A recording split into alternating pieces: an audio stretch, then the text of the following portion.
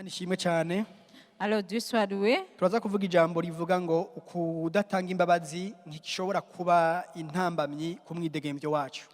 Alors on va partager la parole qui dit le non-pardon ne peut pas être un obstacle à notre liberté. Le manque de pardon comme obstacle à notre liberté. Ni ukuvuga kudatanga imbabazi Le manque de pardon bituma twebwe ubwacu dushobora kubaho tutidegembye. peut faire entrave à notre liberté. Mu by'ukuri nimba mpemu yera yambariye ngo mvuge iryo jambo Vraiment, si le Saint-Esprit m'a dit de partager cette parole, nuko hashobora kuba hariho abantu rino jambo ryega. c'est peut-être qu'il y a parmi ici présents des gens qui sont concernés par cette parole. Ikibazo cya mbere umuntu ashobora kwibaza, La première question qu'on peut se poser, uwo mwidegembyo umuntu ashobora kubura umwidegembyo mbega ni iki? qu'est-ce que la liberté? Canke mbega uwo mwidegembyo vy'ukuri n'umugambi w'Imana kugira ngo tube mwidegembyo? Ou bien est-ce le plan de Dieu pour qu'on puisse vivre dans la liberté? Ariko ivyo dushobora kubona ca mbere Mais ce qu'on peut voir en premier lieu, nuko Imana mu gutanga umwana wayo c'est que Dieu, en donnant son Fils, ica mbere yashatse kwishura ko ari uko twebwe tuba bidegembye. la première réponse qu'il a voulu donner, c'est ce qu'on soit libre, c'est notre liberté. Vy'ukuri turabizi yuko ica mbere Yesu yadukije n'icaha.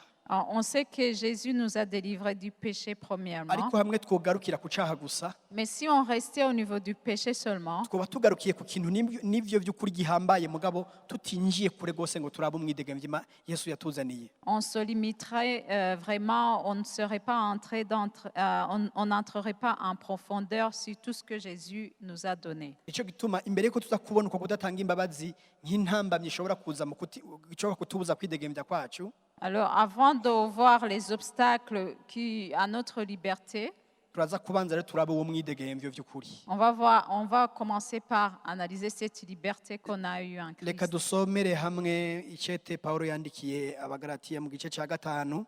Alors, on va lire Galates 5. Igice ca gatanu dusome imirongo ibiri, umurongo wa mbere n'umurongo w'icumi na gatatu. Galates 5, Galates chapitre 5, verset 1er, verset 13. Umurongo wa mbere.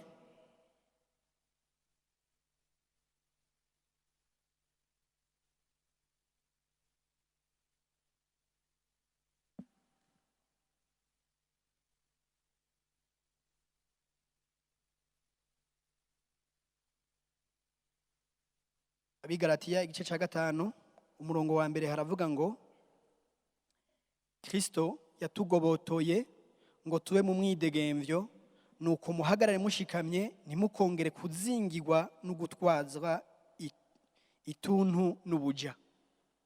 Galates 5, verset 1er, c'est pour la liberté que Christ nous a affranchis. Demeurez donc fermes et ne vous laissez pas mettre de nouveau sous le joug de la servitude. Kristo yatugobotoye ngo tube mu mwidegembyo. Christ nous a affranchis pour qu'on soit libre. Ngo nuko muhagarare mushikamye Demeurez donc fermes ntimukongere kuzingirwa no gutwazwa ituntu n'ubuja. et ne vous laissez pas mettre de nouveau sous le joug de la servitude. Bavuze kugobotora Si on dit affranchi, ni ukuvuga ko Kristo hari ahantu yari yatubona turi. ça veut dire que Christ nous a trouvés quelque part. Kandi iyo umuntu aboshwe n'ikintu Et quand quelqu'un est lié par une chose, mu Kirundi bavuga ngo n'umuja. en Kirundi on dit esclave, umoja. Mu Kirundi bavuga ngo n'umuja, umuja w'ikintu. Donc c'est un esclave de cette chose. Duhora twumva turabizi kandi turashobora kubona umuntu yizingiwe ko n'ikintu tukavuga ngo n'umuja w'iki. Et on le voit souvent quand quelqu'un est lié par quelque chose, on dit qu'il est esclave de cette Ni chose. ukuvuga ko icyo kintu cyagize inguvu gushika wewe uja munsi yacu. Ça veut dire que cette chose a eu une puissance sur toi de telle manière que tu t'es retrouvé en dessous de cette chose. Uwo n'umurongo wa mbere utwereka yuko Imana vy'ukuri yatugobotoye kugira ngo tube mu mwidegembyo. Ça, c'est le premier verset qui montre comment Dieu nous a affranchis pour la Kandi liberté. yifuza ngo duhagarare dushikamye, iratugabisha itubwira ngo muhagarare mushikamye Et Dieu nous avertit en nous disant, demeurez donc fermes, kugira ngo ntimushobore kuzingirwa canke gutwarwa n'ituntu y'ubuja. pour que vous ne vous retrouviez plus sous le joug de la servitude. Ku murongo w'icumi na gatatu Verset 13. umurongo w'icumi na gatatu haranditse ngo bene data mwahamagariwe umwidegemvyo mugabo rero uwo mwidegemvyo ntimugire urwitwazo rw'akameremere kanyu ariko urukundo rubatere gukoreranira. Amen. Ah, frères, vous avez été appelés à la liberté. Seulement, ne faites pas de cette liberté un prétexte de vivre selon la chair, mais rendez-vous par la charité serviteurs les uns des autres. Bene data mwahamagariwe umwidegemvyo Frères, vous avez été appelés à la liberté. mwahamagariwe umwidegemvyo. Vous avez été appelés à la liberté. Ndashaka vy'ukuri uca akarongo kuri iri jambo nimba ufise Bibiliya yiwawe bwite. Je voudrais t'inviter à souligner cette phrase Hamwe dans ta twokwama Bible. twiyumvira ko Kristo ikintu yakoze ko arwengo tube umwidegemvyo, Si on pensait souvent que Jésus-Christ nous a appelés à la liberté, hariho ibintu bimwe bimwe tubamwo canke bidushikira tutosubira kwemera ko twoba tuzi ko tutegerezwa kuba mu mwidegemvyo. il y a des choses qui nous arrivent dans lesquelles nous vivons, on ne devrait plus les accepter. Amen. Amen. Neza na neza tugarutse ku cigwa cacu c'uno munsi, Si on revient à notre thème d'aujourd'hui, kera twarabaja b'icaha. autrefois on était esclaves du péché. Ijambo ry'Imana rivuga yuko icaha cari muri kamere yacu. La parole nous dit qu'on avait la nature du péché. Icaha kimaze kuba muri kamere yacu bwite, Alors qu'on avait la nature du péché, nta kuntu na kumwe umuntu yari gushobora kugwanya icaha. on ne pouvait pas combattre le péché. Kuko gushobora kugwanya kamere yawe, Parce que tu peux pas combattre ta nature. kugwanya kamere yawe Tu peux pas combattre ta nature. Pour combattre ta nature, nico kimwe nuko wokwiyahura. c'est Nico conyene ngira umuntu yokora. comme si tu te suicidais en quelque sorte. Niko kugwanya kamere. Nayo ubundi kamere ni kamere nyene, icaha carakuganza, carakuganjije. Sinon, on avait cette nature du péché, le péché dominait sur nous. Icyashoboka cyonyene nuko Kristo yoza akagukiza iyo kamere yawe, Ce qui pouvait se faire, c'était que Christ vienne nous délivrer de cette nature kugira du ngo péché. adukuremo kamere y'icyaha duhe kamere nshasha. Pour il enlève en nous la nature du péché et nous donne une nouvelle nature. Nk'abantu twamaze kuronka kamere nshasha, Comme des personnes qui ont une nouvelle nature, turagomba vy'ukuri kwanka ko hari ikintu cyo dusubiza muri kwa kubura umwidegemvyo canke mu buja. nous devons refuser chaque chose qui peut nous ramener au joug de la servitude. Igitangaje cyane Ce qui est étonnant, nuko umukristo ashobora kureka ibintu bimwe bimwe bikamwinjira bikamusubiza mu buja, c'est qu'un chrétien peut laisser certaines choses le ramener à la servitude. mu gihe no mw'isi mu buryo busanzwe mu buzima bwa misi yose Même au moment où, même dans le monde, dans la vie de tous les jours, ikintu umuntu adashobora kwihanganira nukwakwa umwidegemvyo wiwe. ce que toutes les gens refusent, ce qu'on leur enlève leur liberté. Ngaha turashobora gutanga uburorero bugaragara. Là, on peut donner des exemples concrets. N'amategeko yacu asanzwe tugenga yamaze kwandika. Même nos lois ont déjà entériné ça. Umuntu amategeko yiwe canke uburenganzira bwiwe buhonyanzwe, Quand on entrave à la liberté de quelqu'un, biremewe ko umuntu ashobora kugaragaza icyumviro ciwe, agashobora guserura akababaro. il est permis à une personne d'exprimer son désaccord. Kandi turumva abantu hirya no hino bavuga ngo abantu baronka uburenganzira bwabo gusohora ivyiyumviro. Et on entend ici et là que les gens ont droit à la liberté d'expression. Iyo noneho ubwo burenganzira ntibugarukiraho gusa, Et cette liberté ne s'arrête pas là. kumbure hari abantu bagwaniye n'uwo munsi bakigwanira bagiharanira yuko umuntu atogarukira guserura ivyiyumviro vyiwe gusa. Il y a des gens qui combattent ou qui militent pour que les gens ne s'arrêtent pas au niveau seulement de la liberté d'expression. Ariko amategeko aravuga kandi yuko umuntu uburenganzira bwiwe buhonyanzwe ashobora kwifatanya n'abandi uburenganzira bwiwe buriko burahonyangwa kugira ngo baje hamwe bashobore kugira nk'ishirahamwe. Mais il est stipulé que si la liberté de quelqu'un et il y a une entrave à la liberté de quelqu'un, il peut s'associer à d'autres personnes pour constituer une association. Ubugira kandi Une autre chose, kandi biremerwa yuko abo bantu bagiye hamwe uburenganzira bwabo buriko burahonyangwa bashobora noneho kuronka uburenganzira bwo kugaragaza biciye nko mu migaragambyo nk'uko duhora tuvyumva. et il est permis que cette association de gens dont la liberté a été limitée ou a été entravée peuvent faire même des manifestations pour exprimer leur désaccord, leur leur idée, leur opinion. ivyo nivyo bitwereka neza yuko no mu isi isanzwe ngaha yitubamwo umwidegemvyo bawuha agaciro kanini cyane. Ça nous montre que même dans le monde d'aujourd'hui, on donne une grande importance à la liberté. kandi ivyo natwebwe nk'abakristo turabiha agaciro tukifuza yuko by'ukuri twobaho twidegemvya mu bisanzwe. Et nous, en tant qu'un chrétien, on devrait valoriser ça et souhaiter qu'on puisse marcher dans la no mu liberté. buryo bw'impwemu nuko Même dans l'esprit, en esprit, ariko c'est imana comme yacu ça. ishimwe cyane Mais Dieu soit loué. kuko ngaha twumvise ngo twahamagariwe umwidegemvyo. Ici, on a lu qu'on a été appelé à la liberté. Kristo yaramaze gukora ivyo vyose Jésus-Christ a déjà tout fait kugira ngo twebwe tutarinze kuza gusohora ivyiyumviro vyacu pour que nous, sans même avoir à passer par cette expression de nos tutarinze opinions, kwifatanya n'abandi sans nous associer avec d'autres tutarinze personnes, kuja mwibarabara kugaragaza umwidegemvyo. sans aller dans une manifestation. Ivyo Kristo yaramaze kubikora kugira ngo ivyo ntibitwebwe ntibitukituraba. Jésus-Christ a déjà fait ces choses. Nous, uruhara dusigaje jewe nawe ni rumwe gusa, il nous reste une chose à faire. ni ukumenya ko Kristo ivyo yabikoze hama tukabigenderamwo. C'est savoir que Christ a déjà fait ça et marché dans ces choses. Kristo yaramaze gutanga umwidegemvyo wacu Jésus-Christ a déjà donné notre kandi Kristo niwe liberté. mwidegemvyo wacu. Et Jésus-Christ est notre liberté. Kristo twaramwakiriye mu bugingo bwacu. Christ, on l'a reçu dans notre vie. Kristo aba muri twebwe ibihe byose. Christ habite en nous tout le temps. Nta na kimwe cotuma tuba mu gukandamizwa n'iki canke ikindi. Rien ne peut nous ramener au niveau de la servitude. Tumaze gutahura umwidegemvyo, Si, après avoir compris cette liberté, ubu turashobora kuza rero nyezina kuri cya kindi kijanye n'ikintu gishobora kutubuza umwidegemvyo wacu, ari kimwe twise ngo kudatanga imbabazi. là, on peut alors avancer vers cette chose qui peut faire entrave à notre liberté, qui est le manque de pardon.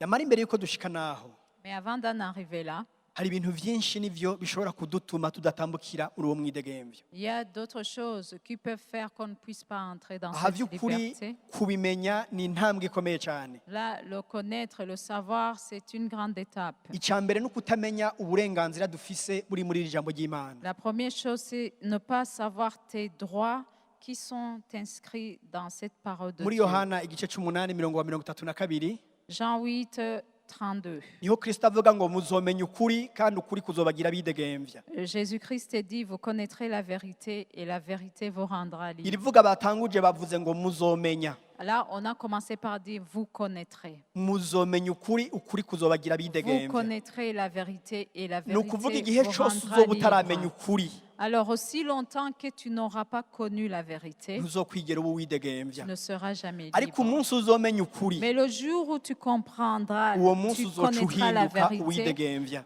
ce jour-là, tu deviendras un Mbega homme none uko libre. kuri dukwiye kumenya kugira ngo tujye mu mwidegemvyo ni ukuwe. Alors, quelle est cette vérité qui peut nous amener à la liberté? Wa wundi nyene yavuze ngo muzomenya ukuri kandi ukuri kuzobagira bidegemvya, Celui-là même qui a dit, vous connaîtrez la vérité vous niwe nyene rendra yavuze ngo libre. jewe ndi nzira ukuri n'ubugingo. C'est le même qui a dit, je suis le chemin, je suis la vérité, Reka je suis duce la vie. akarongo jewe ndi ukuri. Alors, soulignons, je suis la vérité. Kristo rero niwe kuri, Christ, c'est la kandi umenye vérité. Kristo Et celui qui connaît Christ, abamenye umwidegemvyo. ce jour-là, il Imana connaît iduhezagire la cyane abamenye liberté. ukuri. Alors que soyez bénis, vous qui avez connu la vérité. Ico cari ca mbere kijanye no kumenya. Ça, c'était la première chose, connaître. Ivyo Imana ishaka ko tumenya yabishize muri iri jambo. Ce que Dieu veut que nous connaissions, il l'a mis dans cette parole. Kandi Imana ishimwe ko itabitunyegeje. Et Dieu soit loué, il ne nous a pas caché ces choses. Imana yarabiduhaye nk'ijambo ryayo ngo tubirimbureko. Dieu nous leur a donné comme sa parole pour qu'on puisse méditer Ikibwira là-dessus. Yosuwa yamubwiye ngo iri jambo uzoririmbureko mu gitondo no mw'ijoro Il a dit à Josué, médite cette parole jour et kugira nuit. ngo uzoshobore kuroranirwa canke sinzi ngene novuga success canke réussite mu kirundi Pour que mu vyo uzotunganya Tu vyose. aies du succès dans toutes tes entreprises. Nimba ushaka kugira umwidegemvyo no gushobora kugira vyose bikore kuko ubishaka no kurimbura kuri iri jambo mu gitondo no mw'ijoro. Si tu veux la liberté et que tu aies du succès dans toutes tes entreprises, médite cette parole jour et nuit. Mu gihe rero Imana iduhamagarira ahantu, Alors Dieu nous appelle à aller quelque part. mu gihe tuzi ko dufise twese umuhamagaro kanaka Nous savons que tous, canke kazoza mu buryo bw'impwemu, si tu sais que tu as un appel ou un futur une destinée. ou une destinée. Iminsi yose tuzokwama turiko turarondera gushika aho hantu. Alors, tous ces jours où tu voudras aller à ce niveau-là, Umugwanizi azokora uko ashobora kose kugira ngo azane ibintu mu nzira yawe kugira ngo usubire muri bwa buja. le malin fera tout ce qu'il peut pour te ramener au niveau de la servitude. À la Ikindi umugwanizi ashobora servitude. gukora ni ukugira ngo ntumenye uwo mwidegemvyo mu buryo bushitse. Ce que le malin fait encore, c'est pour que il t'empêche de connaître cette liberté. Kimwe rero dushaka gushika kuno munsi Alors, là où on veut en venir aujourd'hui, gishobora kuba kibujije abatari bake gushika mu mwidegemvyo bishitse, la chose qui empêche à plusieurs de ne pas entrer dans cette ni liberté, ugushika ahantu badashobora kumva botanga imbabazi. c'est arriver à un moment où ils sentent qu'ils ne peuvent plus pardonner. Reka dusome igice kigomba kuba kinini mugasi kinini cyane, turagerageza kunyarutsa muri Matayo, ni igice c'18 umurongo wa 23 gushika kuri 35. Matayo 18 Matthieu 18, umurongo wa 23 dushike kuri 35. versets 23 à 35. Matayo 18 23 gushika kuri 25. Ndasoma. Nico gituma ubwami bw'ijuru busa n'umwami yagombye gusuzuma ivyo yabikije abantu biwe, atanguye guharura bamuzanira uwamuriye umwenda w'itaranto 10,000. Ariko kuko atari afise ico yishura shebuja, agera ko bamugura n'umugore n'abana n'ivyo afise vyose ngo umwenda wishugwe. Wa muntu yikubita hasi aramwitembagaza imbere ati, mwami nyihanganira nzokwishura vyose. Shebuja w'uyo muntu amugirira akagongwe, aramurekura amuhebera wa mwenda amufitiye. Uno muntu asohotse abona mugenzi we yamuririye umwenda w'idenariyo 100, aramufata mugwa mu gahogo ati, nyishura ibyo umperaniye. Uyo mugenzi we yikubita hasi aramutakambira ati, nyihanganira nzokwishura vyose. Wa wundi aranka, aragenda amushirisha mw'ibohero gushitsa ahazomwishurira ivyo amufitiye. Bagenzi biwe babibonye ibibaye barababara cyane, baragenda babwira shebuja ivyabaye vyose. Uno shebuja aramuhamagaza aramubwira ati, wa muntu mubiwe. Shebuja aramuhamagaza aramubwira ati, wa muntu mubiwe, naguhebeye wa mwenda wose aho wantakambira, none nawe ntiwari ukwiye kugirira imbabazi mugenzawe nk'uko nanje nazikugiriye. Shebuja araraka aramuhereza abasoda gushitsa aho azokwishurira ivyamufitiye vyose, na data wo mwijuru nuko azobagirira nimutaharirana umuntu wese ngo aharire mugenzi we bivuye ku mutima. Amen. Amen. On va lire, c'est pourquoi le royaume des cieux est semblable à un roi qui voulut faire rendre compte à ses serviteurs. Quand il se mit à compter, on lui en amena un qui devait 10 000 talents. Comme il n'avait pas de quoi payer, son maître ordonna qu'il fût vendu, lui, sa femme, ses enfants et tout ce qu'il avait, et que la dette fût acquittée. Le serviteur, se jetant à terre, se prosterna devant lui et dit, « Seigneur, aie patience envers moi et je te paierai tout. » Ému de compassion, le maître de ce serviteur le laissa aller et lui remit la dette. Après qu'il fut sorti, ce serviteur rencontra un de ses compagnons qui lui devait 100 deniers. Il le saisit et l'étranglait en disant, « Paie ce que tu me dois. » Son compagnon, se jetant à terre, le suppliait, disant, « Aie patience envers moi et je te paierai. » Mais l'autre ne voulut pas et il alla le jeter en prison jusqu'à ce qu'il eût payé ce qu'il devait. Ses compagnons, ayant vu ce qui était arrivé, furent profondément attristés et ils allèrent raconter à leur maître tout ce qui s'était passé. Alors le maître fit appeler son serviteur et lui dit, « Méchant serviteur, je t'avais remis en entier ta dette parce que tu m'en avais supplié. Ne devais-tu pas aussi avoir pitié de ton compagnon comme j'ai eu pitié de toi ?» Et son maître irrité le livra au bourreau jusqu'à ce qu'il eût payé tout ce qu'il devait. C'est ainsi que mon Père céleste vous traitera si chacun de vous ne pardonne à son frère de tout son cœur. Amen. Hano mu ntango batubwiye ngo ubwami bw'Imana busa. Là, au début, on nous a dit le royaume de Dieu est semblable. By'ukuri ni igicapo kigaragara.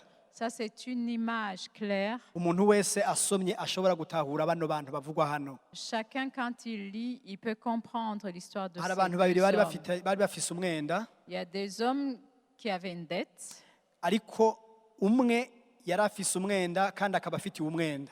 L'un avait une dette. Il avait quelqu'un qui avait une dette pour qui lui devait de l'argent. Kandi uwari afise umwenda ubwa mbere yari afise munini cyane. Et celui-là qui avait une dette, le premier avait une grosse somme de dette. Ariko yikubise hasi, Mais il s'est prosterné, amaze gutakamba, il a supplié. uwo yari aheraniye aramubwira ati genda. Il a supplié à son créancier et le créancier lui a dit, OK, vas-y, je te remets tout. Atambutse imbere gato, Et quand il a fait quelques marches, ahura nawe n'umufitiye umwenda. il a rencontré un homme qui lui devait de l'argent. Wewe ahejeje kurekurirwa umwenda utagira uko woharugwa. Lui, on lui a déjà remis une grosse somme de dette. Nawe afitiye umwenda, kuri we nawe ntushobora kuba wari umwenda munini kuri we. Et lui, on lui doit de l'argent. Peut-être que c'était beaucoup d'argent pour lui. Ariko kumwe yifata mu gutakambira shebuja, Mais de la même manière qu'il a supplié à son patron, niko nawe wari amufitiye ideni yifashe kwa kundi nyene. c'est de cette même manière que son débiteur a fait. Il a supplié. Yikubise hasi aramutakambira, Il a supplié, il s'est ariko prosterné. shebuja igihe yamurungitse nk'uwidegemvya, Mais alors que son patron lui avait remis la dette, wewe yahisemwo kumushirisha mu mvuto. lui, il a choisi d'emprisonner celui qui lui devait Hano de batubwira l'argent. à yuko son ababonye tour. ivyo bari babonye ingene yababariwe, Alors ici, on nous dit que ces compagnons qui avaient vu comment on lui avait remis bagiye sa kubwira dette, shebuja wa mbere, ils sont partis raconter cela au patron. bamubwira ivyo nawe yakoze. Ils lui ont raconté ce que le serviteur avait fait. Hano tubona wa mu shebuja amubwira ngo araraka, araheza amubaza ati, Ici, on voit le patron qui était très en colère et lui a demandé, ati kubera iki utagize nk'uko jewe nakugiriye. pourquoi n'as-tu pas fait la même chose que j'ai fait pour toi? Hamwe twosubira inyuma gatoya, Si on retourne un peu en arrière, umunsi umwe na karorero maze gutanga, harashobora kuba narakabwiye, c'est un exemple que j'ai déjà donné, peut-être il y en a quelques-uns ni qui igicapo avaient déjà vy'ukuri c'umuntu entendu ngaha cela. mw'ishengero cyamfashije rwose cyane gutahura ingene umuntu ashobora gushikaho umutima wiwe amaze gushika atanga imbabazi. C'est une image qui a fait que j'ai compris comment quelqu'un peut arriver à un endroit où il peut pardonner. Kandi vy'ukuri ndakibabwira kuko jewe caramfashije umunsi umwe. Là, je vais vous le dire parce que ça m'a aidé beaucoup personnellement. Uwo munsi nariko ndategura ikiganiro mw'iradiyo, Là, ce jour-là, un jour, je préparais une émission à la radio. bariko turakora ku kiganiro ku bijanye n'ivy'ubugeni. On faisait une émission sur le mariage. Ubugeni turatangura ibijya vyose iyo bica gushika kure, gushika mu ntango biyandikisha muri etat civile n'ibindi byose bisabwa kugira ngo ubugeni bube. On faisait une émission sur le mariage. On a commencé par l'inscription à l'état civil et toutes les autres Ibikenewe procédures. kugira ngo ubugeni bube. Tout ce qui est nécessaire pour qu'il y ait mariage. Mugabo ko twariko tuvuga ivy'ubugeni tukabivuga dukoreje amategeko yo ngaho iwacu, twarashitse ku gice kitari ciza. Là, on parlait de notre loi et on est arrivé à un endroit où l'image n'était pas bonne. Aho ubugeni bushobora gushika aho busambuka. Là où on arrive à divorcer après mariage. Igihe twariko turavugana n'uyo twagira dukorana ikiganiro nuwo ngaha mw'ishengero nabivuze, Alors qu'on échangeait avec mon invité qui prie ici à l'église, ariko arambwira bimwe bishobora gutuma vy'ukuri ubugeni busambuka amategeko yategekanije. et il me parlait des causes légales du divorce. Ariko murumva ko tutariko turavuga ubutumwa, turiko tuvusoma gusa amategeko. Mais ce n'était pas une émission spirituelle, on parlait de la loi seulement. Acambwira aka kantu nuko tutari kuri mikro katariko karumvikana, mugaca arambwira aka kantu ngo Et il m'a dit une chose, c'était hors micro.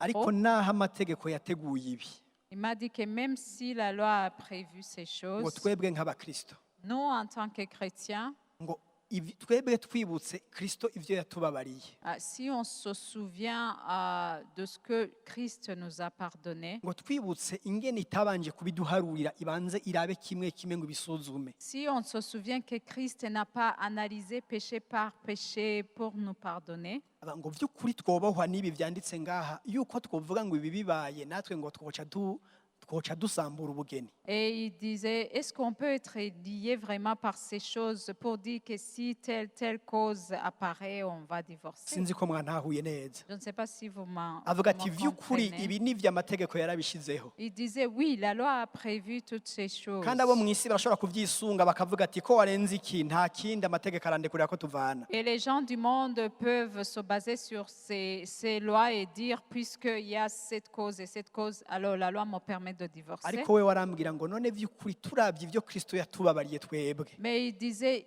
vu ce que Christ nous a pardonné, le nombre de péchés qu'il nous a pardonnés, Vyoshikaho twebwe natwe tubona yuko umuntu tutomwihanganira kubera amakosa yoba yakoze. est-ce qu'on peut arriver à un moment où on ne peut plus pardonner aussi à l'autre ses fautes? Iryo jambo ryaramanutse riraba mu mutima wanje ku buryo budasanzwe. Cette parole est entrée en moi d'une façon puissante. Umunsi umwe hari umuntu yankoreye ikosa sinza kurivuga.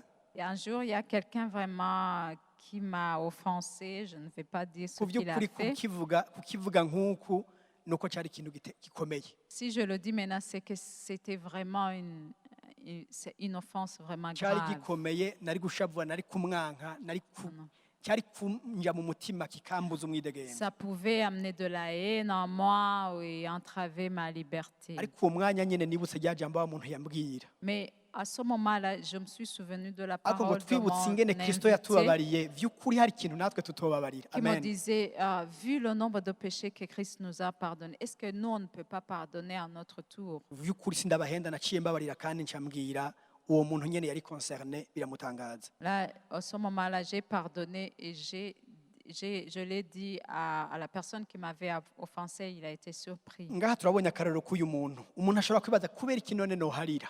Alors, ici, on peut se demander pourquoi pardonner.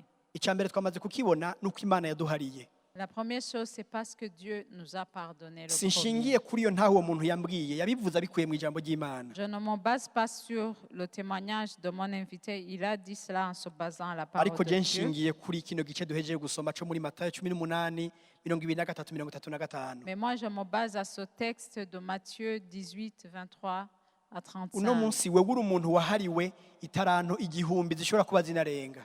Aujourd'hui, toi, tu as été pardonné 1000 fois, 1000 talents. On t'a remis 1000 talents et même plus. Ariko uno munsi wewe hari umuntu aguheraniye itaranto ijana canke ashobora kuzoguheranira ejo mvuze ideni ariko ntitwumva ideni gusa hamwe nazogukorera ikintu kiri munsi cyane y'ivyo wari warakoze y'ingene wari umeze. Mais demain ou aujourd'hui même, peut-être il y a quelqu'un qui t'a fait une chose qui est vraiment en dessous de ce que Dieu a fait pour toi. Imvo ya mbere rero yo guharira nuko Imana natwe yaduhariye. La première chose qui nous pousse à pardonner, c'est que Dieu nous a pardonné le premier. Imvo ya kabiri yo guharira La deuxième raison, igihe duharira tuba turiko twigana Imana. c'est qu'en pardonnant, on ressemble à Dieu, on imite Dieu. Igihe duharira tuba turiko turigana Imana. Quand tu pardonnes, tu imites Dieu. Aha duca tuvuga ngo igihe rero udaharira wewe Alors, ça veut dire que quand tu ne pardonnes pas, igihe ufise umuntu utaraharira mu mutima s'il y a wawe quelqu'un que tu n'as pas encore pardonné dans ton mbaye ndareka ko cœur, tuza kubona ingene biriko birakubuza kugira umwidegemvyo wawe.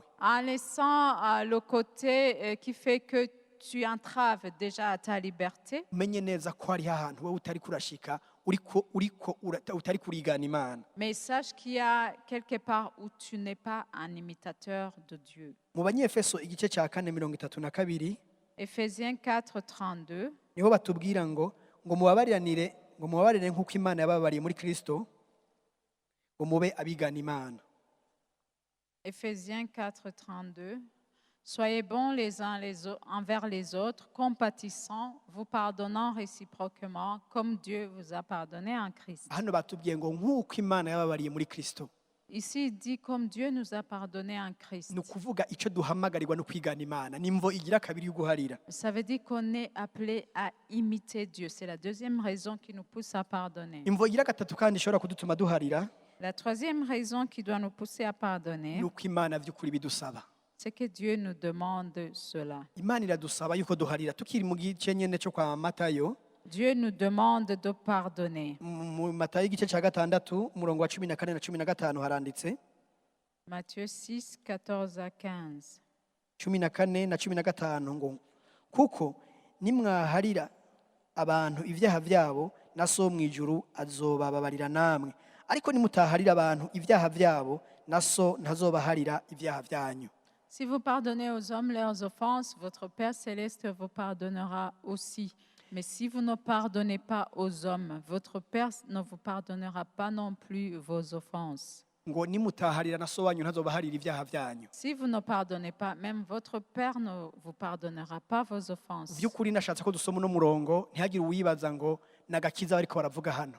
Ah, là, je voulais qu'on lise ce passage pour que personne ne pense qu'on parle du salut. agakiza Ici. agakiza kacu ntigafatanye n'ibikorwa twe tuba twakoze. Le salut n'est pas lié aux œuvres. ntaho batubwira ngo banza ukora iki kugira ngo uronke agakiza. Nulle part on nous dit fais ceci pour mériter le salut. agakiza ni ingabire y'imana turonka ku buntu Le salut est un don de Dieu qui est donné par grâce. kandi tudashobora tutabereye na gatoya. Et on n'est pas digne même de recevoir le ariko salut. ngaha iki kintu cyoshobora kudutangaza ngo nimutaharira unasobanyu ntazobaharira. Mais là, ce qui est étonnant, il est écrit si vous ne pardonnez pas, votre Père ne vous pardonnera pas non plus. birasigura neza ko naho twaba dufise agakiza by'ukuri Là, ça veut dire que même si tu as le salut, kubera agakiza tukaronka ku buntu puisque le salut, tu le mu reçois gihe par twebwe grâce, tudahariye mais si tu ne pardonnes pas, hariho urugero data atazokureka we ngo ushikeko mu buzima bwawe. il y a un niveau où Dieu ne permettra pas que tu atteignes. hariho ubwiza bw'imana utazokwinjiramwo kubera wanse Il guharira. y a une gloire que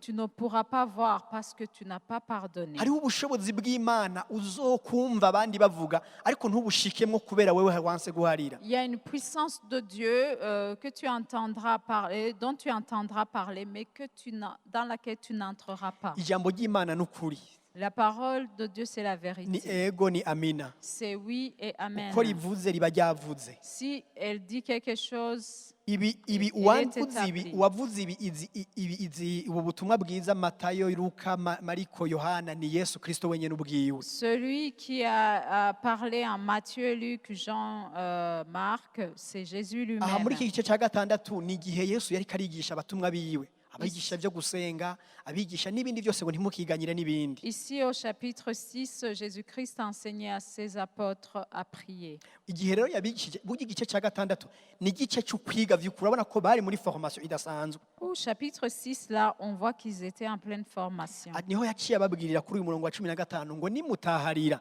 so wanyu wo mwijuru hari ibyo namwe atazobaharira. Il a dit, si vous ne pardonnez pas aux hommes, Dieu, votre Père ne vous pardonnera pas hariho non plus. urugero vy'ukuri mutazokwinjira mu iby'agakiza sivyo ariko aravuga ntiyari bwabishikire.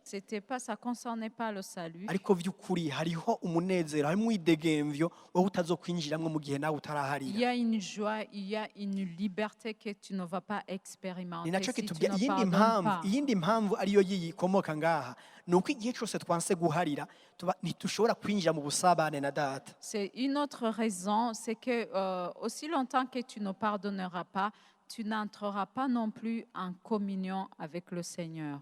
yamara kugira ngo dushobore vy'ukuri gufata buno butumwa tubwinjize mu mutima wacu, Alors pour prendre ce message et le faire entrer en nous, reka vy'ukuri tubone icyo bishobora kudutwara nk'ikiguzi bishobora kudufata igihe twebwe tudahariye. voyons le prix que le non-pardon peut te demander.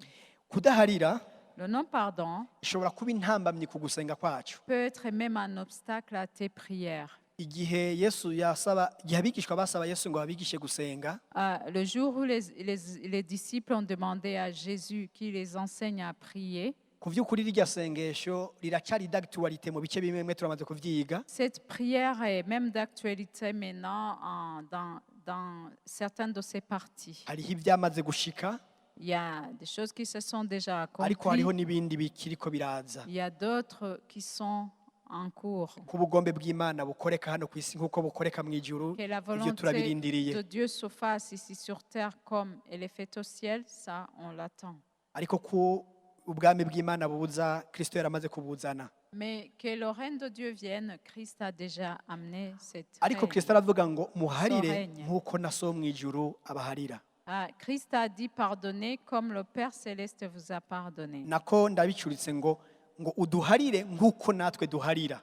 Il est dit pardonne-nous nos offenses comme nous pardonnons aussi à ceux qui nous ont offensés. Ndibuka muri kahise Je me souviens dans le passé, imbere yuko nakira umwami Yesu avant que je ne reçoive Jésus, nari mu idini rimwe, j'étais dans une religion.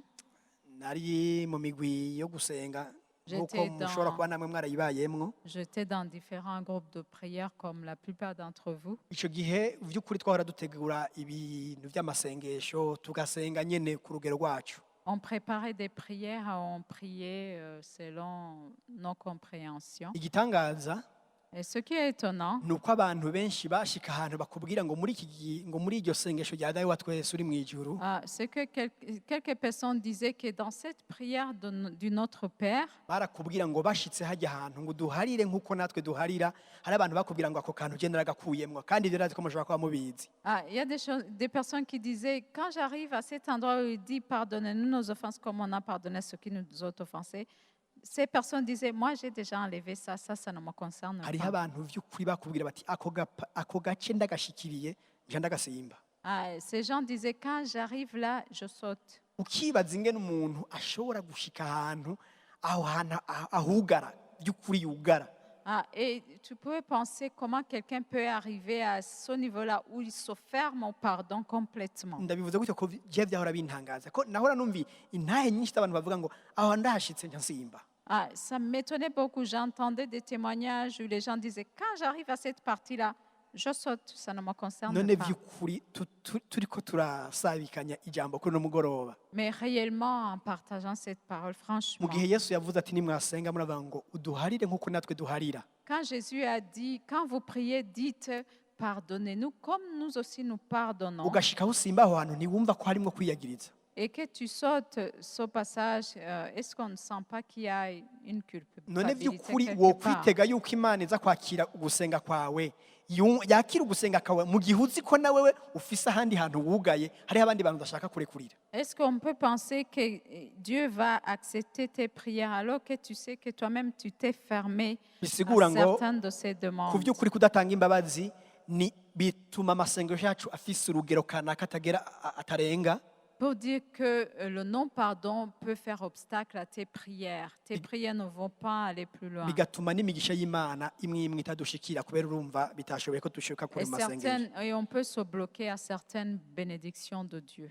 Umuntu ashoboye gushika ku rugero nk'ubwo Celui qui atteint à ce niveau, ni ukuvuga ko aba aremerewe n'ikintu kanaka ashobora kuba yarakorewe. ce niveau de non-pardon, ça veut dire qu'il a un fardeau qui est sur lui. Mu yandi majambo yikoreye ico kintu bamukoreye canke yikoreye uwo muntu yakimukoreye. Ça veut dire qu'il porte cette offense au-dedans de lui, ou il porte même cette personne qui l'a offensé. Vy'ukuri umuntu ashobora kuba yaragukomerekeje, C'est vrai, quelqu'un peut t'avoir offensé ou blessé. muga vy'ukuri nahawe guhitamwo none ubandanye umwikoreye canke ubandanye umwikoreye canke wikoreye ikintu yagukoreye. Alors aujourd'hui c'est ton choix. Est-ce que tu vas continuer à porter cette offense?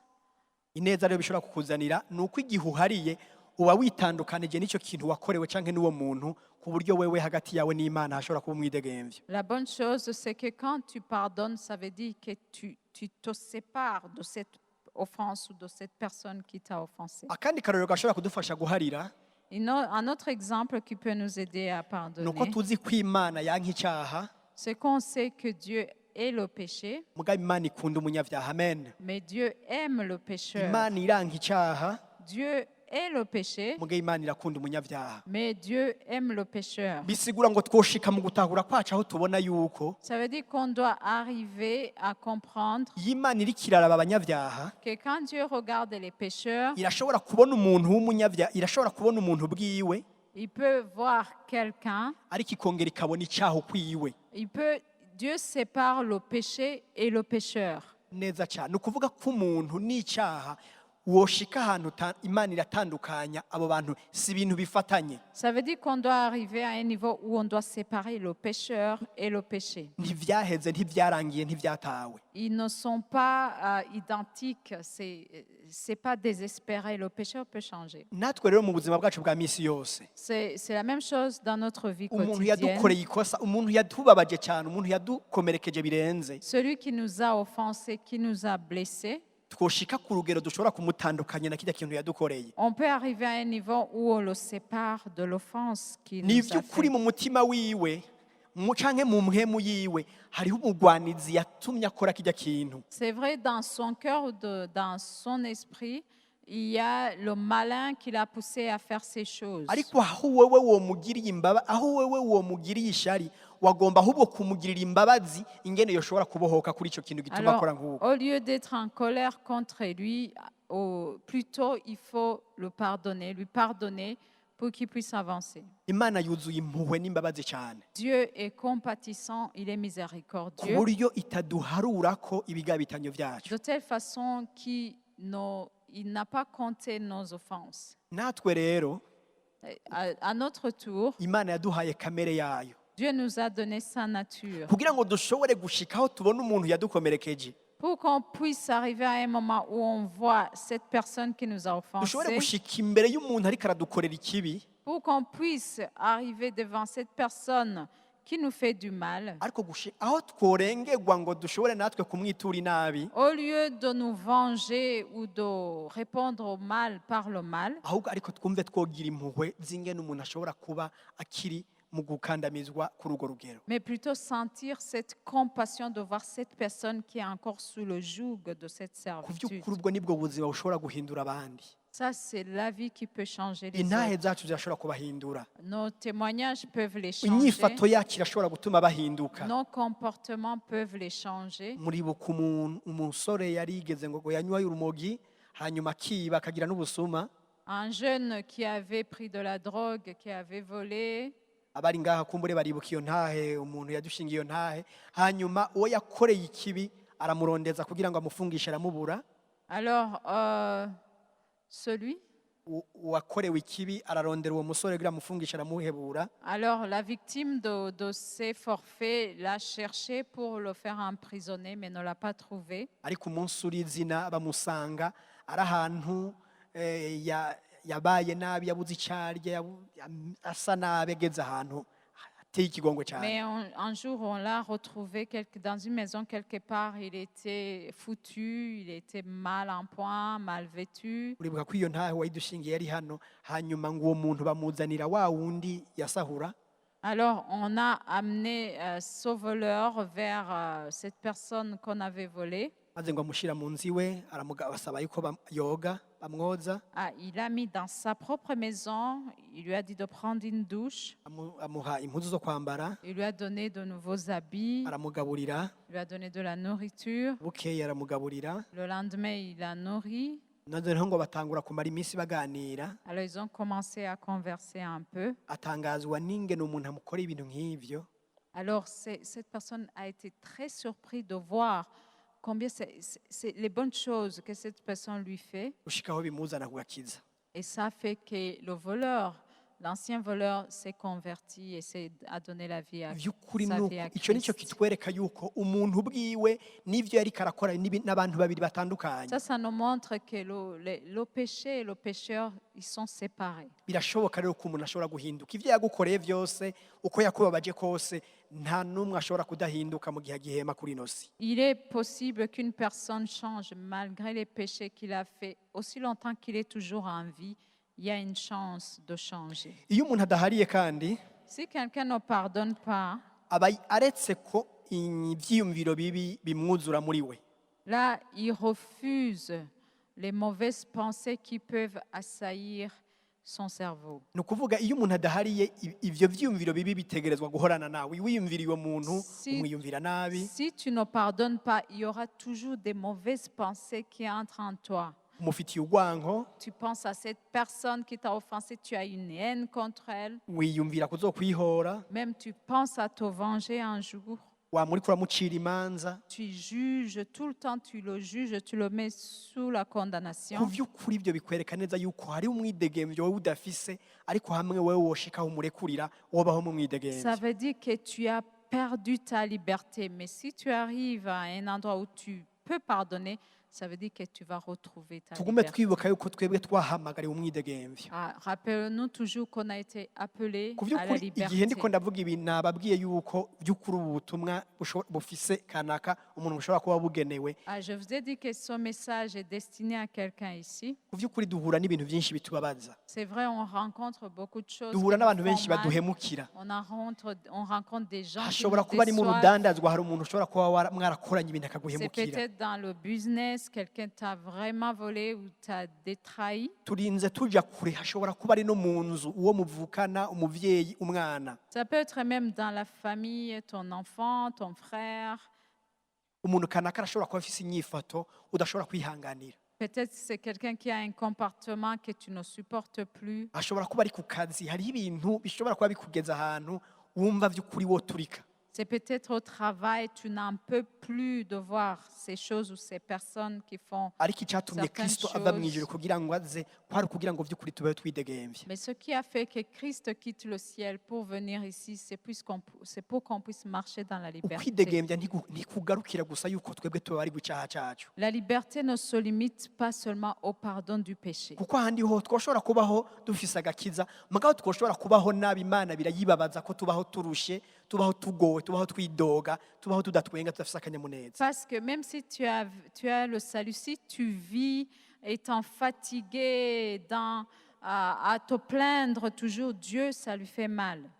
Ikibazo rero cya nyuma ngira ngo twokwibaza uno munsi kugira ngo dushobore gusozera. Alors la dernière question qu'on peut se poser pour clôturer, None vy'ukuri nokora iki canke woshobora kwibaza uti nokora iki kugira ngo nshobore guharira? que dois-je faire pour pouvoir pardonner? Mu vy'ukuri guharira si ikintu coroshe, C'est vrai que pardonner, c'est pas facile, ariko ni ikintu gishoboka, Imana ishimwe. mais c'est possible. Dieu soit Kuko loué. twamaze kubona yuko guharira Imana yaraduhariye ubwa mbere, turafise akarorero. Parce qu'on a vu qu'on a l'exemple de Dieu qui nous a déjà pardonné. Guharira ni ukwigana Imana. Pardonner, c'est imiter Dieu. Guharira ni gukora icyo Imana idusaba. Pardonner, c'est obéir à Dieu. Guharira ni ukugira ngo twinjire mu migenderanire ishitse kumwe n'Imana, dushikaho Imana idushaka. Pardonner, c'est pour entrer en communion profonde avec Dieu. None wobikora gute, umuntu yobikora gute mu gihe vy'ukuri yumva ko umenga ntibishoboka muri we? Alors, comment pouvons-nous le faire alors qu'on sent qu'il nous est impossible de pardonner? Ku vy'ukuri nagenda kubwire yuko hari ubushobozi bw'Imana. Là, je voulais te dire qu'il y a une puissance de Dieu. Mu ntango twatangiye turirimba ngo hari impamvu yo gushima. Au début, on a commencé par chanter en disant il y a une raison Nta pour muntu n'umwe louer adafise icyo Dieu. Imana imaze kumukorera. Ici, chacun a des raisons pour louer Hari Dieu. intahe, igitangaza kidasanzwe Imana yakoze, hamwe ubona uti Imana ni nzima. On a des choses que Dieu a fait pour nous, là où on peut le louer en disant Dieu, il est Aho vivant. hantu wumva ko umenga Imana, umenga aho hantu umenga ntiwoharira, ni uko utarareka Imana ngo ihakore. Là où tu sens que tu ne peux pas pardonner, c'est parce que tu n'as pas laissé la place à Dieu pour qu'il vienne. Aho hantu iyo sfere wayigize Agir. prive, aho hantu ushaka wahagize aho iwawe Imana ntushaka kuhinjira. Tu l'as fait, tu l'as gardé pour toi. Tu n'as pas voulu inviter Dieu Ariko pour qu'il vienne t'aider. icyo Imana igusavye kuri uno mugoroba si uko ubishobora. Ce que Dieu te demande, ce n'est pas de le faire par tes forces. Icyo Imana igusavye ni uko ubishaka gusa.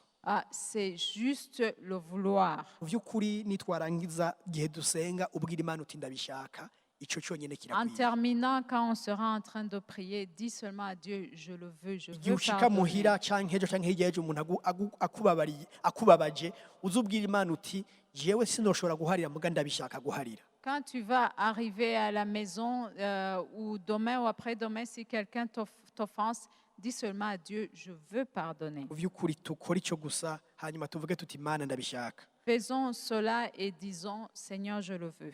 Nkuko twabibonye wa mushumba canke wa mukozi w'inkozi y'ikibi yanse guharira mugenzi we, Comme on l'a vu, le serviteur méchant qui a refusé de pardonner à son yahejeje compagnon, nabi, yari yahariwe ariko yahejeje nabi. il avait été pardonné, mais il a terminé en prison. Nawe ntiwemere yuko woheza nabi, Alors toi aussi, n'acceptez pas une mauvaise fin. ku by'ukuri ntiwemere ko woheza nabi. N'acceptez pas de finir Iyindi mal. mpamvu imwe ya nyuma Une dernière raison pour pardonner, ni uko igihe udahariye c'est que si tu ne pardonnes pas, ni uko uheza ukandukiza abo mubana. c'est que tu contamines même les autres. Mu by'ukuri iki ni ikintu kidasanzwe. Ça, c'est une chose incroyable. Ubuzima bw'iwawe uwo mwidegemvyo wabuze usanga uri kurawubuza abandi. Dans ta vie, cette liberté que tu n'as pas, tu agis en refusant la liberté à tes voisins ou tes amis, ton entourage. Nasomye umurongo wo mu Baheburayo 12, 14, 15 tuza gusoma cyo duhereza ko mu murongo wa nyuma. Abaheburayo 12 umurongo Hébreux w'14 12, 15. 14 à 15. Abaheburayo 12, 14, 15. Hébreux 12, 14 à 15.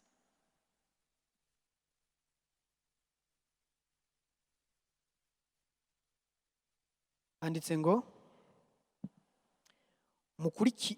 mukurikire kugiriranira amahoro n'abantu bose n'ukwezwa kuko utejejwe atazoraba umwami.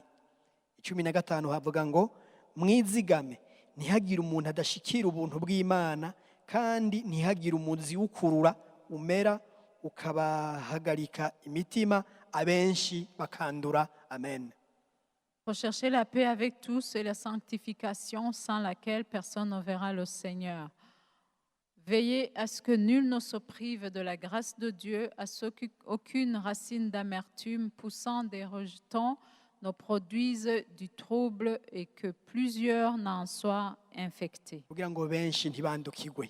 Pour que plusieurs n'en soient Igihe mu buzima infectés. bwawe ubayeho ufise ikintu kikuremereye, Si tu as un fardeau dans ta vie, ivyo bituma wewe ugira umururazi twabivuze, ça te pousse à avoir de l'amertume, bituma ugira ishari, ça te pousse à avoir de la jalousie, de la colère, bituma ushaka kwihora, ça te pousse à chercher à te venger ivyo ugasanga vyahindutse ubuzima bwawe. et ça devient ta vie. Ivyo rero bimaze kuba ubuzima bwawe, Et si ça devient ta vie, nta munezero uba ugifise. tu n'as plus de joie. Mu gihe nta munezero uba ugifise, Et si tu n'as plus de joie, nta munezero uzoshobora guha uwo mwubakanye, tu ne pourras pas donner la joie à ton époux et nta munezero épouse. uzoshobora guha abana bawe, Tu ne pourras pas donner la joie à tes enfants. nta munezero uzoshobora, nta migenderanire myiza uzoshobora kugiranira n'abavyeyi bawe, Tu n'auras pas de bonnes relations avec tes parents. aho ukorera nta mahoro azohashoboka kuhaba, À ton lieu de travail, il n'y aura pas de paix.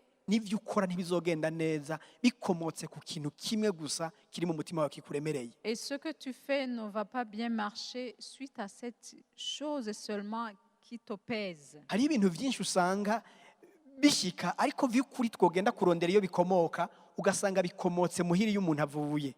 Il y a des choses qui nous arrivent, mais si on cherche en profondeur, on voit que ce sont des choses qu'il a laissées à la maison, qui ont leur origine dans sa famille. Kubera umuntu ashobora kuba atahariye atarashika ashobora guhariranira n'uwo bubakanye, Peut-être que cette personne n'a pas encore pardonné à son conjoint. uwo muntu igihe ari umukoresha ku kazi agashika abantu bose akabacura bufuni na Et buhoro, quand c'est un patron quelque part, il arrive au travail, il traite mal tout le monde. abantu bagacuragurwa kandi vy'ukuri ataruhara babifisemwo mugari kubera bwa buzima bwiwe vyanse kwaharira. Il les traite mal alors qu'ils n'ont rien fait, mais parce qu'il n'a pas voulu pardonner à son conjoint à la Mu gihe maison. hari umukozi ugasanga ku kazi ntashobora gukora akazi kiwe kubera afise ikibazo kanaka Si c'est afitaniye n'umuntu. Si c'est un travailleur, il ne peut pas bien travailler parce qu'il a quelque chose contre quelqu'un. Ugasanga umuntu birashitse ashobora gutakaza akazi kiwe canke atakaza ibindi bintu yafitiye uburenganzira kubera ingorane kanaka mu mutima wiwe atashoboye guharira. Et on voit des gens qui arrivent à perdre leur emploi ou à perdre d'autres choses parce ils n'ont pas voulu traiter ce problème de non-pardon. Umuntu agashika hagwara mu buzima bwiwe amagara yiwe Il y en a agasinzikara. même qui arrivent à tomber malade physiquement. Ingwara ikazana izindi nkurikizi ku bamwegereye canke abandi bantu La bamushikiye. maladie a des conséquences sur son entourage ou sur ses proches.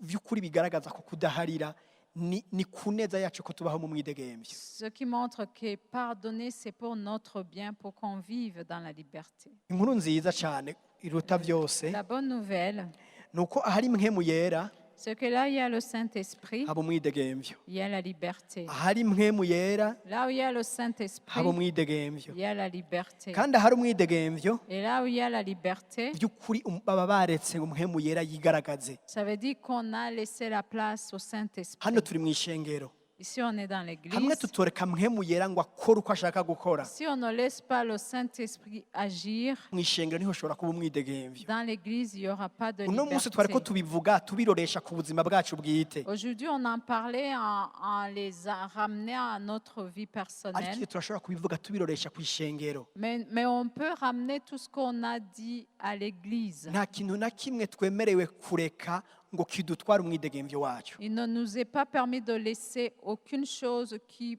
peut entraver à notre Igihe liberté. cyose tugomba kuba abanyabwenge, niko Bibiliya ivuga. On doit marcher avec sagesse. Tugomba kuraba ibyo tugomba kwinjiramwo mu buryo busanzwe, ari business, ari relation couple ya mariage, fiançailles.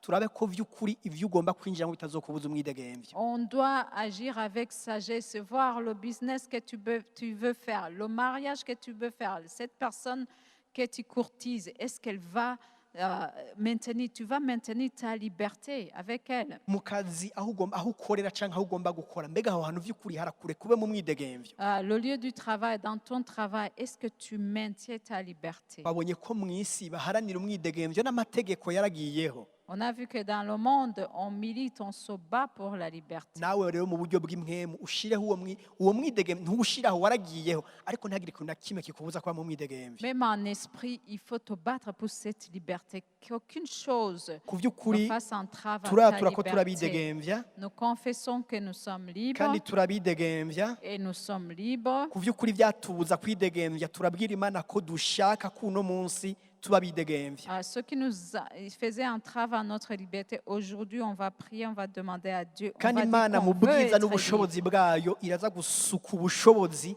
aho utari bwashika, aho utari yemerere kwikora, iraza kuhashika ihakore ku vy'ukuri aho uzoshinga intahe. Et Dieu va verser sa puissance sur cette partie que tu n'avais pas laissé Dieu, dans laquelle tu n'avais pas laissé Dieu agir, et tu vas témoigner. Imana yacu ntirahinduka, Dieu ne change nta pas n'umugambi ifise wo et n'a guhinduka, pas l'intention de changer. kandi ukwiri ni kwiri nyene, Et comme il est toujours comme uko yavuze cela. niko ikivuga n'uno munsi. La manière dont il parle de la même manière Yavuze ngo aujourd'hui. ndabahamagarira umwidegemvyo. Il a dit qu'il nous a appelés à la Imana liberté. ibahezagire cyane. Que Dieu vous bénisse.